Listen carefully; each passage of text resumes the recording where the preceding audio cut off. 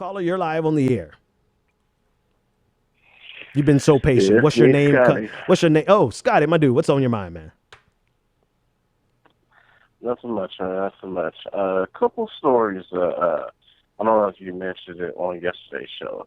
There's one story about on the Intercept about Yep. civil rights groups lining up behind the Net neutrality. FCC for net neutrality rules, and NAACP, National Urban League, the Asian. I forgot some of the names, but those are a few of the names I come up with. Mm-hmm. And there's another story, I think it was either in the Observer or the Washington Post. Actually, it was two stories that had to do with Bernie Sanders.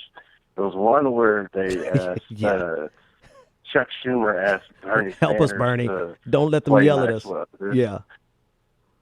And then there's another story where they asked to calm down the natives. And it's just like, they don't understand. Like, they don't understand the there's a progressive reason. movement. They don't.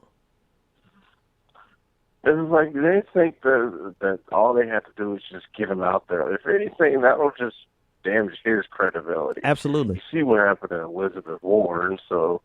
You see what happened. Everybody sees what happens when he endorsed Hillary Clinton. Like, he was no longer, I mean, come on. I think they have no clue. I think Joe Manchin was included in that conversation, which was hilarious to me. Like, of all people, you think Bernie Sanders is going to be able to stop a progressive backlash? And it's not even just progressives, right? And you got some neoliberals out here who are protesting these people now. So, if they think Bernie Sanders could stop progressives from protesting these neoliberals, they clearly have no clue what they're doing, and they shouldn't be in politics. But in terms of the story you're talking about on the Intercept with net neutrality, I actually caught that article this morning from Eddie Glaude. He shared it on Twitter.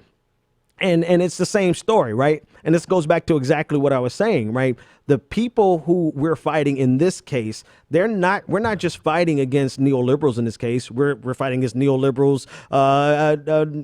What's the word I'm looking for? People who benefit from identity politics, neoliberals who benefit from identity politics, but we're also fighting against conservatives who want the same thing. So this is the perfect example of why we have to do both and. Like, we cannot put down our arms. We have, and I said this in the primaries, in the general election, I said, no matter who's in power, we've got to fight on two fronts.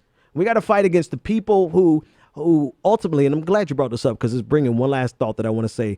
We have to fight against the people who want and expect our vote, who are undermining our best interests. We have to keep that fight going. But then, two, we have to fight against the people who don't want our vote, don't care about our vote, and they're trying to hurt our best interests. We got to fight all of them. Like, this is not for the faint of heart. This is for people who can be consistent and be able to fight on two fronts.